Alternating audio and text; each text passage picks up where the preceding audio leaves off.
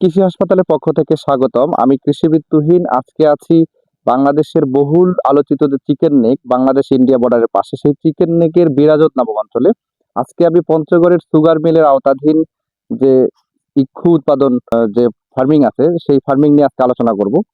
বাংলাদেশের chicken neck কৃষি কতটা বৈচিত্র্যময়, কতটা সমৃদ্ধ, সেটি আজকে আমি আপনাদের দেখাবো। পঞ্চগড় সুগার মিলের আওতাধীন এই অঞ্চলের কৃষকরা যেভাবে ইক্ষু চাষ করে সেটি আজকে দেখানোর বিষয়। এই জাতটি ইক্ষু গবেষণা কেন্দ্র কর্তৃক উদ্ভাবিত ৪৫ এবং ৪৬, সেই জাতটি কৃষকদের দেওয়া হয়েছে। তো এই কুশিয়ার জাতটি রোপণের নির্দিষ্ট কিছু নিয়ম আছে। একটা সেট থেকে আরেকটা সেটের দূরত্ব কিভাবে হবে এবং এর চোখগুলো কিভাবে বসানো হবে। একটা সেট দেওয়ার পরে আরেকটা সেট ঠিক মধ্যবর্তী সামনে থেকে ধরে নিয়ে আসে আরেকটা চোখ বাট বরাবর দেখা হয়েছে, যেন ডান পাশে একটি বাট থাকে। এই যে এখানে দেখেন, একটা বাট ডান পাশে, একটা বাট বাম পাশে থাকে। তো ঠিক এইভাবে একটার পর একটা এই ইক্ষুগুলো বসানো হয়। তো এই পদ্ধতি আসলে দীর্ঘদিনের কৃষকদের যে প্র্যাকটিস, এবং এটাতেই ভালো ফলন পাওয়া যায়। এই পদ্ধতি হলো সঠিক পদ্ধতি।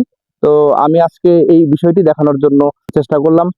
আরেকটা বিষয় এখানে মনে রাখা দরকার যে এই কুশিয়ারগুলো এত বড় ড্রেন্স করে নিচে দেওয়ার উদ্দেশ্য হলো যে কুশিয়ারগুলো যখন এটি যেহেতু রেটন ক্রপ হিসেবে ব্যবহার হবে, একবার রোপণ করার পর এটি ৩ থেকে ৪ বছর পর্যন্ত এটি রেটন ক্রপ হিসেবে ব্যবহার করা হবে। সেই জন্য দীর্ঘদিন যেন এই কুশিয়ারগুলো দাঁড়ায় থাকে, ইক্ষুগুলো দাঁড়ায় থাকে, সেই কারণে এতটা গভীর করে দেওয়া হচ্ছে।